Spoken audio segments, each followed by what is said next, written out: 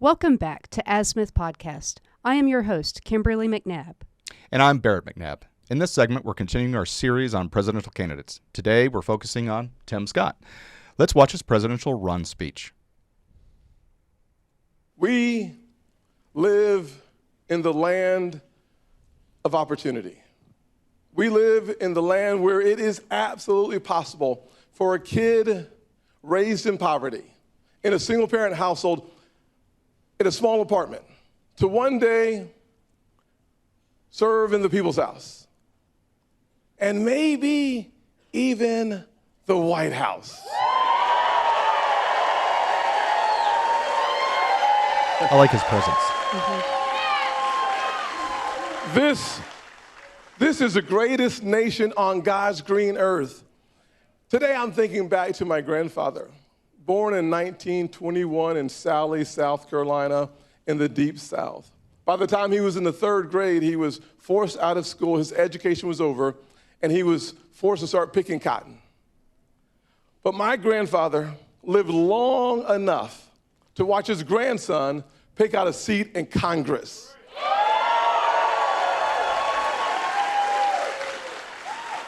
That's the evolution of the country we live in. My family went from cotton to Congress in his lifetime. And it was only possible because my grandfather had a stubborn faith. Faith in God, faith in himself, and faith in what America would be.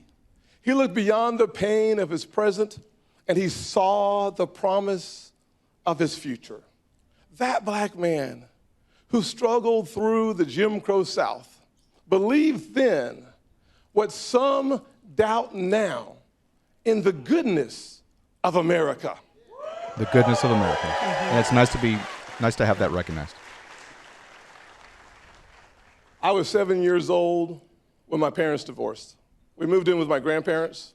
My mom and my brother, we all three shared one bed and one bedroom in that 700 square foot rental home. But my grandfather said to me, "Son, you can be bitter or you can be better, but you can't be both." You see, he chose patriotism over pity. He focused on the windshield of his life and not on the rearview mirror.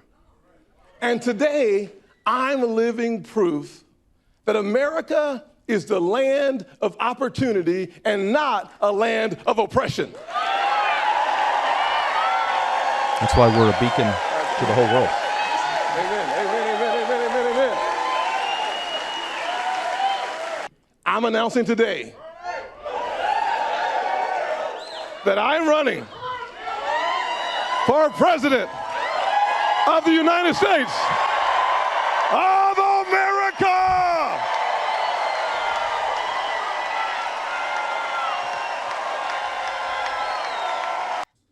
Seems like a happy guy. Yeah, absolutely. It seemed like that was really, obviously it wasn't a campaign video where it's set up, but still it was on his website. It's he talks about some of his history. He talks about the future, and it's got the life crowd philosophies. and life philosophy, and the crowd is into it. Yep. I mean, just absolutely into it. Well, Tim Scott's story is one of perseverance and hard work, as you can tell from the video. Raised in a single-parent house in North Charleston, South Carolina, he knows the value of a strong work ethic. His mother worked tirelessly to provide for their family, and Tim got his first job at just 13 years old, changing oil at a gas station. He credits his upbringing in Charleston for shaping his conservative values and his faith.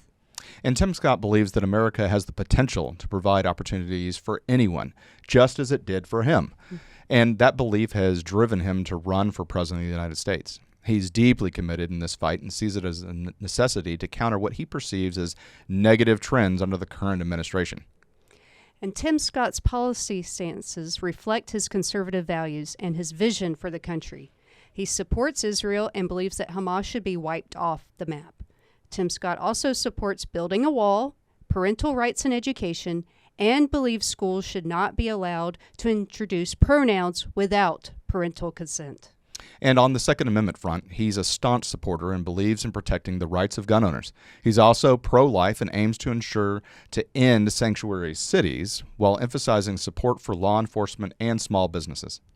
And one of Tim Scott's notable strengths is his background. He comes from a working-class family and understands the challenges that many Americans face. This gives him a unique perspective when crafting policies that affect everyday people. Now, in terms of his experience, he serves in several key Senate committees, including the Senate Foreign Relations Committee and the City Committee on Banking, Housing, and Urban Affairs. These roles allow him to influence foreign policy and national security decisions. Additionally, his involvement in the U.S. Holocaust Memorial Museum Council demonstrates his commitment to important issues such as combating anti-Semitism and educating people about the Holocaust. Now, Tim Scott's previous role on the Senate Armed Services Committee adds to his extensive experience in national security and military matters. Those are both the Foreign Relations Committee and the Military Armed Services Committee, two powerful subcommittees.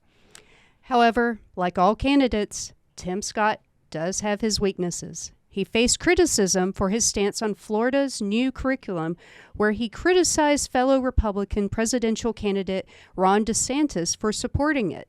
And many Republicans found Scott's criticism puzzling, as the curriculum's language has been in place in the previous curriculum, and it was developed by volunteers, including William Allen, who is a professor emeritus at political science at Michigan State University. And DeSantis wasn't directly involved in its creation. Another challenge for Tim Scott is that he has to contend with a divided home base. The strength of Donald Trump in South Carolina, combined with Nikki Haley's presence as a former governor, makes it quite challenging for Scott to secure a significant win in this crucial primary state. And don't forget, Kimberly, South Carolina is an early primary state, so it's a critical battleground.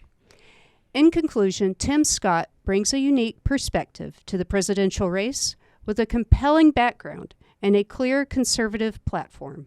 And as the campaign unfolds, it'll be interesting to see how Tim Scott's strengths and weaknesses play out on the national stage. Well, that's a wrap for this segment on Tim Scott. Stay tuned for more in-depth discussions on other presidential candidates here on Azimuth Podcasts. Thank you for tuning in. Hi, everyone. Thank you for listening. If you enjoy our show with all the stories we share, we would love your support.